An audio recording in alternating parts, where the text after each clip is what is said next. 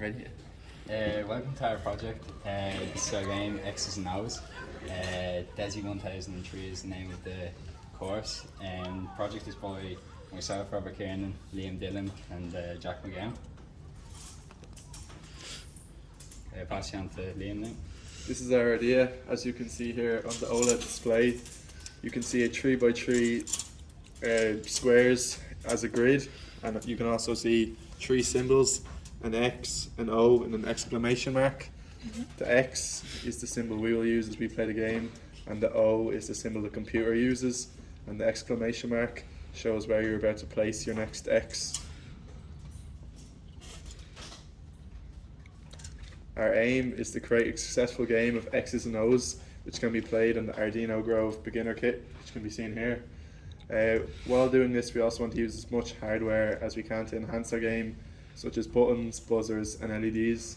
We also aim to improve and learn more about coding and working well in a team setting.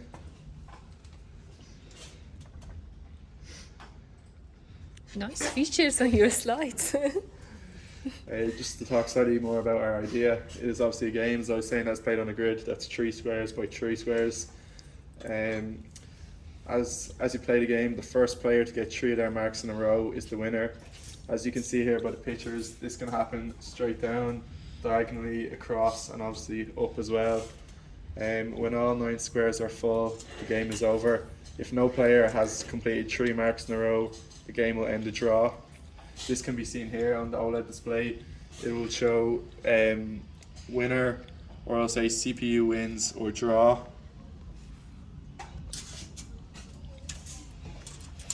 How we created the game. First, before deciding on this game, we researched many types of games that we all enjoy on a daily basis. Starting off, we found a code which helped us in the production of the computer-controlled player, but we still had a lot of work to do to progress this into the game. We created and implemented the use of the rotary potentiometer to control and change the placement of the player's X. This can be seen here. As you twist, you can see it moves to the second one, and if I twist again, it's clearly there in the third one. This exclamation mark obviously shows which box the player is currently in. Once we press the button, you can see it has placed my X, and now it is the computer's turn, which it has placed its O right underneath my X. We also use the buzzer, which buzzes when it's the player's turn to place the X in the desired box.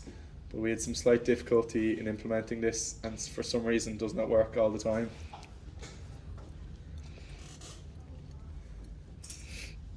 I'll just quickly play a game to show you the feature where it shows who wins.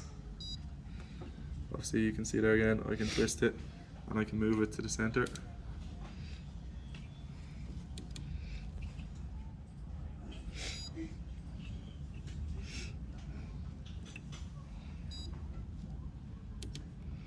And there I have won, and you can see there on the OLED display it says you win. It's not easy to win on CPU. Another feature is obviously as well, once you do win, you'll get the first go on the next game. So as you can see here, I'm playing the next game. Here's just a little bit of a slide on the hardware we used. The rotary potentiometer is used to control the X, as I said. The OLED display is shown here.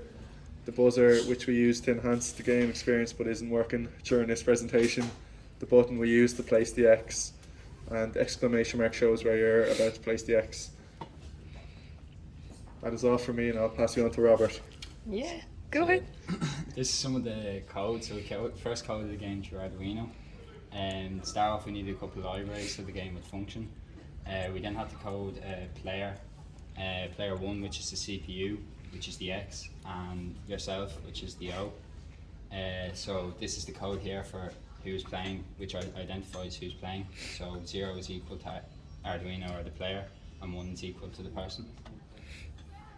Layout of the game, so these 9 zeros represent each layer on the actual screen. So the 9 layers are where the X's and the O's go. So layout of the game, 0 identifies allocated spaces for the CPU and player 1. We wanted to make the game challenging for the player, so this code here for to make it more challenging for the player, which is the extra notes there. For this to work, we had to code so that the CPU would stop you from winning. So this code here would track each player's move to where it would try and block the player from winning. Near the end of the code, we had to specify winning moves in the game so that either the CPU or player could win. So these moves all here, 0, 1, 2, 3, 4, 5, 6, 7 and 8 all represent places, and as the game progresses, it's to where either the CPU or the player 1 could win. The last and most challenging thing in the game was to code a buzzer so that after the CPU took its turn, the buzzer would beep to notify when it was the player's turn. So most of the time it works, sometimes it doesn't, but this is the code here, so it turns the buzzer on after the CPU goes, and then it stays on for 200 milliseconds until it's your turn. Pass it on to Jack now. Yeah, so for the challenges, we did want to create a sound or a buzz after the player went or the CPU went, just to indicate whose turn it was. Then another challenge that we did face is that it was coded, the display was coded, but it appeared upside down on the display. Another challenge we faced was creating different controls, as the controls for the original code were coded to different physical controls. And then we did face a few coding errors and syntax errors when implementing our own code. So for the solutions, the upside down screen we weren't able to fix. This has some pros, as when we flipped the Arduino board upside down, the controls were at the bottom, which allowed easier access for the game. The next solution, upon reviewing the code and better understanding it, we were able to insert code for the different controls and also for the buzzer, which didn't have any errors or conflicted with any other code in the program. Then the next solution we had was changing the controls to the rotary potentiometer and the push button, so that the program would actually work on the board we were using. Yeah. The improvements for this game include adding a game counter to count wins and losses for either the CPU or the player, adding a song or a different sound to play after a win or a loss, depending on the win or the loss or who won, the player or the CPU. Yeah. And the addition of a second player instead of just playing against the CPU as well. Yeah.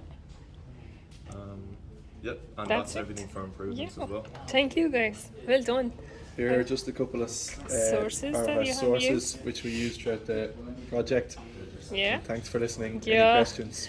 I really enjoyed your presentation and demonstration. I just love these. Can I see yours? I absolutely love your notes. Thank you guys.